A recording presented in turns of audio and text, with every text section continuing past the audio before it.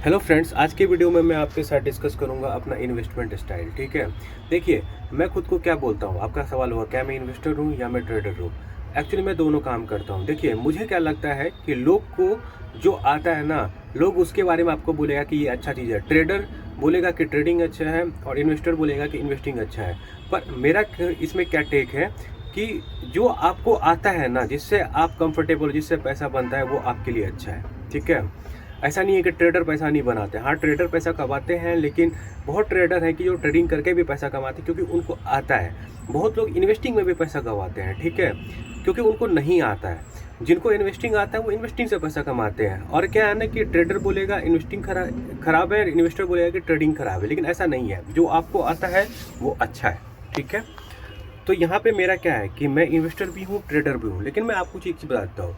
मैं इन्वेस्ट करता हूँ small cap, micro cap and SMEs company में, और मैं ट्रेड करता हूँ लार्ज कैप में। क्यों? क्योंकि जब मैं ट्रेड करता हूँ तो मैं वो ऐसे पैसे से करता हूँ जो मैं लॉन्ग टर्म मार्केट में रखना अफोर्ड नहीं कर सकता हूँ, ड्यू टू सम रीजंस। ठीक है, मुझे बस चाहिए कि कुछ टाइम के लिए मार्केट में आऊँ, पैसा डालूँ और फिर निकाल लूँ थोड़ा 15-20% बना के। और मेरा रिस्क एपेटाइट होता है कि मैं 5 से 6% का देखता हूँ कि उससे ज़्यादा लॉस हो रहा है और मुझे दिख नहीं रहा है लॉस रिकवर होता हुआ, तो मैं निकाल लूँगा उससे। रिस्क भी लेता हूँ, ठीक है, रिस्क रिवार्ड रेशियो लेकिन फेवर में होता है, क्योंकि रिस्क 5% का लेता हूँ डाउन साइड का, और अप साइड का मैं 15-20% का लेता हूँ। फॉर एग्जाम्पल दूंगा, रिसेंटली मैं बालकृष्ण इंडस्ट्री में रिसेंटली ट्रेड मारा था। रिसेंटली क्या, मैं मारता ही रहता हूँ, इवन रिलायंस में भी मारा हूँ काफ़ी बार, नेस्ले में भी मारा हूँ। ठीक है, तो क्या होता है ना कि जब वो 2200 पे आता है बालकृष्ण इंडस्ट्री, तो मुझे पता था कि यहाँ से वो रिवर्सल लेता है, तो 2200 में लगाया मैंने उसमें, और मैं फिर 2500 2500 पे उस पर निकाल लिया। सिमिलरली विथ हिंदुस्तान यूनिलीवर को काफ़ी बार मैंने 2200 पे लिया था और 2600-2700 पे बेचा था विद इन 3-4 मंथ्स। तो क्या होता है ना कि मेरा पैसा परमानेंटली लगा भी नहीं है, ठीक है, लेकिन क्या है कि ऑलरेडी वो 2200 पे, तो मेरा चांसेस बहुत कम है कि वो और नीचे जाएगा, क्योंकि एचयूएल जैसी कंपनी उतना नहीं गिरती है लार्ज कैप जितना स्मॉल कैप और माइक्रो कैप गिर जाता है। ठीक है, तो मेरा पैसा भी प्रोटेक्टेड रहता है, बैंक अकाउंट में भी नहीं रहता है, और थोड़ा अगर मुझे लगता है कि मैं पैसा मुझे ज़रूरत पड़ेगा तो मैं थोड़ा बहुत पैसा बना लेता हूँ, निकाल लेता हूँ। अब आते हैं इन्वेस्टिंग पे। देखिए इन्वेस्टिंग इज टफ। इन्वेस्टिंग में क्या है ना कि आपको बहुत सारे कंपनी को ट्रैक करना पड़ेगा, बहुत सारे कंपनी का बिजनेस समझना पड़ेगा, और हर एक सेक्टर को समझना पड़ेगा डिटेल में। तो उसके लिए मैं क्या करता हूँ, आज के टाइम पे कम से कम 200-250 कंपनी तो ट्रैक करता हूँ। ऐसा नहीं कि ट्रैकिंग बहुत डिफिकल्ट है, ट्रैकिंग वन टाइम एफर्ट है। एक बार अगर आप करोगे तो फिर उसके बाद थोड़ा थोड़ा ही कंपनी आपको करना पड़ेगा। हर क्वार्टर 10-12 कंपनी एक्स्ट्रा होगा जिसका आपको एनालिसिस करना पड़ेगा। ठीक है, तो वन टाइम मेहनत है ये, लेकिन करना पड़ेगा, ऑप्शन नहीं है। जैसे मैं बताता हूँ, फॉर एग्जांपल आपको पैसा छोड़ना तो नहीं है ना मार्केट में। मान लीजिए अगर एक कंपनी आपका है वो परफॉर्म अच्छा नहीं कर रही है, तो आप क्या करोगे? कहीं और ढूंढोगे अपॉर्चुनिटी, राइट, बेटर अपॉर्चुनिटी। और मेरा ये कहना है कि मार्केट में हमेशा बेटर अपॉर्चुनिटी के तलाश में रहिए। मैं आपको एक रिसेंट केस से एग्जाम्पल देता हूँ। जैसे अद्वैत एनर्जी में रिसेंटली मैंने 1200-1300 में लिया था, आई थिंक 6 मंथ्स एगो, और उसको मैंने 2300 पे बेच दिया। ठीक है, क्यों?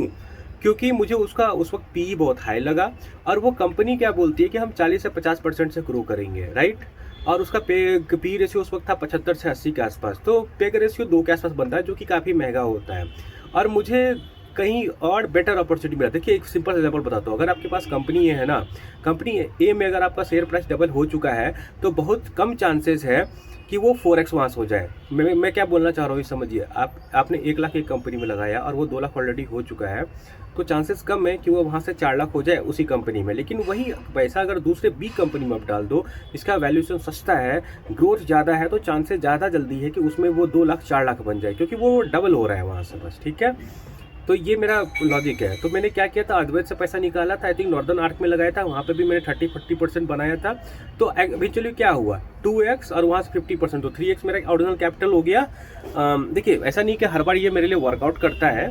फॉर एग्जाम्पल दूंगा, जैसे अद्वैत में ये चीज़ मेरे लिए वर्कआउट किया। जेएम फाइनेंशियल में क्या हुआ कि मैंने 78 के आसपास लगाया, 150 के आसपास निकाला, फिर उसे मैं कहीं और लगा दिया। लेकिन मेरे पास अपोलो माइक्रो सिस्टम भी एक वक्त था, अराउंड 120 के आसपास का मेरा उसमें बाइंग था, और उसे मैंने 210 के आसपास बेचा था। ठीक है, लेकिन वो कंपनी कहाँ गया था, आई थिंक 370 के आसपास गया था, तो मैंने काफ़ी ज़्यादा रैली मिस किया उसमें। बट आप बोलोगे क्या मैं रिग्रेट करता हूँ? नहीं, रिग्रेट, और शेयर मार्केट में ना पहली बात तो रिग्रेट नहीं करना चाहिए, क्योंकि आपको अपना एक रूल बनाना चाहिए, सबका रूल अलग-अलग होता है। मेरा रूल यही है कि मुझे अगर कहीं पे अच्छा गेन मिल जाता है जल्दी, और मुझे उस कंपनी में उस वक़्त ज़्यादा गेन नहीं दिखता है, तो मैं बेटर अपॉर्च्युनिटी पे ढूँढ लेता हूँ। और कभी-कभी हाँ, मेरे से भी गलती हो जाती है, क्योंकि हम फ्यूचर तो प्रेडिक्ट नहीं कर सकते हैं ना। ठीक है? तो हमें निकलना पड़ेगा। तो मैं क्या किया, वहाँ से निकल गया अपोलो माइक्रोसिस्टम से, और वो पैसा बनाया ठीक-ठाक। लेकिन मैं रिग्रेट नहीं करता हूँ, क्योंकि मेरे लिए मेंटल स्टेबिलिटी ज़्यादा है। अगर मैं उस कंपनी में रहूँगा, वहाँ से क्रैश कर जाए, तो that will not be good, right? मैं सोचूँगा कि क्यों क्यों नहीं, मैं जब कर सकता था तो क्यों नहीं किया। मुझे पता था कि ये हाई पी वाला कंपनी था, इसमें क्रैश आ सकता था। तो यही है कि आपको कैलकुलेटेड रिस्क लेना पड़ेगा, रिस्क रिवार्ड से खेलना पड़ेगा। कहीं पे आपको रिवार्ड मिलेगा, तो कहीं पे थोड़ा आपको हो सकता है कि पेनलाइज भी हो जाओ आप, लेकिन इवेंचुअली पैसा बनना चाहिए, राइट? पैसा बन रहा है तो वेल एंड गुड। और भी क्या बता रहा हूँ, हाँ, ये हो गया। और क्या होगा ना कि आप जितनी ज़्यादा कंपनी को ट्रैक करोगे, उतना ज़्यादा आपको फ़ायदा होगा कि आपको बेहतर अपॉर्चुनिटी मिलता जाएगा। जैसे मैंने बताया आपको, अद्वैत से निकाला, नॉर्दर्न आर्क में डाला, ठीक है? जेएम फाइनेंशियल से निकाला था उस वक्त मैंने, तो आई थिंक अनंत राज में डाला था उस वक्त पैसा। तो ऐसा ही मैं करता रहता हूँ। मेरे पास आज के टाइम पे काफ़ी सारे शेयर्स हैं। इवन एक कंपनी मैंने बीच में डाला था पैसा, अकीको ग्लोबल, उसमें शॉर्ट टर्म ट्रेडिंग किया, मैं निकल गया वहाँ से। क्योंकि आप मार्केट में ज़्यादा टाइम रहोगे ना, तो आपको शेयर प्राइस के मूवमेंट से भी पता चल जाएगा कि ये अब गिरने वाला है या उठने वाला है। मैं एग्जांपल देता हूँ, एक जगह जो मैंने नहीं किया, जैसे स्टैलियन मैंने 140 पे बाय किया था, वो 420 के आसपास गया था, मेरा ट्रिपल हो चुका था, लेकिन मैंने उसे नहीं सेल किया। क्यों? क्योंकि मुझे उस वक्त भी वो महंगा नहीं डर था। मैं क्या देख रहा था कि नेक्स्ट 2 ईयर्स में इसका पैट 5 से 6 गुना हो सकता है। तो मुझे उस हिसाब से वो कंपनी 80 के पीई पे भी महंगा नहीं लग रहा था।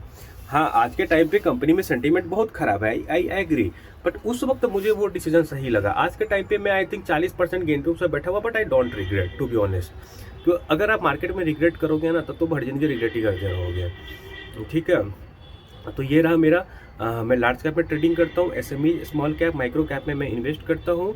और हाँ, सबसे बड़ी बात मैं आपको ये बता देता हूँ कि अपने पोर्टफोलियो को डाइवर्सिफाई कीजिए। एक कंपनी में कभी भी 10% से ज़्यादा नहीं डालिए एनी केस, और कोशिश कीजिए 5% के अराउंड एक कंपनी में एलोकेशन रखने का, वो भी डिफरेंट सेक्टर में डालिए। ऐसा नहीं कि एक ही सेक्टर में डाल दीजिए, कोई हाउसिंग फाइनेंस पकड़िए, उसी में 3-4 कंपनी में डाल दीजिए। आपको कुछ हाउसिंग फाइनेंस में डालिए, कुछ माइक्रो फाइनेंस में डालिए, कुछ एनबीएफसी में डालिए, कुछ आप सोलर के सेक्टर में डाल लीजिए, कुछ आप डेटा सेंटर में डालिए, ठीक है? मतलब डिफरेंट सेक्टर पकड़िए, कुछ हॉस्पिटल्स वगैरह में डाल लीजिए कभी, और फिर कुछ केमिकल में भी डाल लीजिए। तो बेसिकली डिफरेंट सेक्टर को पढ़िए और डिफरेंट सेक्टर में डालिए। इसमें आपको ज़्यादा अच्छा अपॉर्चुनिटी मिल रहा है, क्योंकि क्या है ना कि कब कौन से सेक्टर के रिलेटेड बैड न्यूज़ आ जाए आपको नहीं पता, राइट?